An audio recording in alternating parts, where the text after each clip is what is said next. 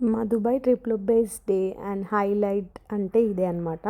మా ఇద్దరికీ first time అనమాట డెజర్ట్ ఎక్స్‌పీరియన్స్. సో, ఒక ప్యాకేజ్ లాగా బుక్ చేసుకున్నాము. హోటల్‌లో అయితే పికప్ చేసుకొని తీసుకెళ్తారనమాట. కార్‌లో తీసుకెళ్లారు. అక్కడికెళ్ళగానే ఫస్ట్ క్వాడ్ బైక్ ఇస్తారనమాట. ఒక హాఫ్ ఎన్ అవర్ మనం మట్టిలో ఇష్టం ఉన్నట్టు నడిపించొచ్చు. యాక్చువల్లీ అయితే తనకో బైక్, నాకో బైక్ ఇస్తారు. కానీ ఆద్య ఉందని చెప్పి మేము సింగిల్ బైక్ తీసుకొని ఇద్దరం షేరింగ్ చేసుకొని వెళ్ళామన్నమాట. ఆద్యకి మాత్రం చాలా చాలా నచ్చింది క్వాడ్ బైక్. చాలా ఎంజాయ్ చేసింది.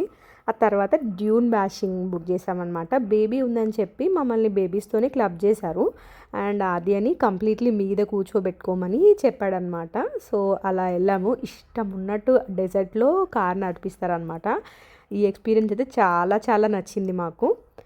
లైక్ మనని కింద మీద పడేస్తారు. అండ్ పైన అంటే ఎత్తులు అలా ఉన్నప్పుడు బాగా ఫాస్ట్గా నడిపిస్తూ ఉంటారనమాట. తర్వాత ఒక ప్లేస్కి తీసుకెళ్ళి అక్కడ మనని వదిలేస్తారు ఒక్కోసేపు. సో డెజర్ట్లో మనం ఒక 20 మినిట్స్ అలా స్పెండ్ చేయొచ్చు. ఫొటోస్ దిగి అది ఇది. తర్వాత అక్కడ నుంచి మనల్ని ఒక లొకేషన్ తీసుకెళ్తారు. అక్కడ ఏంటంటే మనకి ఫుడ్ అండ్ కొంచెం ఎంటర్టైన్మెంట్ లాగా అరేంజ్ చేసి ఉంచుతారనమాట. అక్కడే క్యామెల్ రైడింగ్ కూడా చేయొచ్చు. సో ఇదే ఆ ప్లేస్ అనమాట.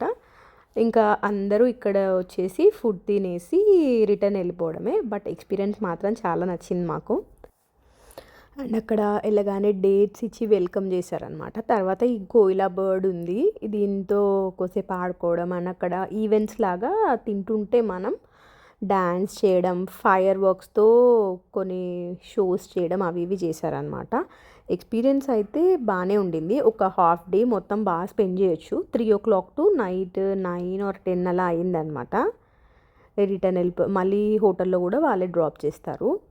వీడియో నచ్చితే please do like, share and subscribe.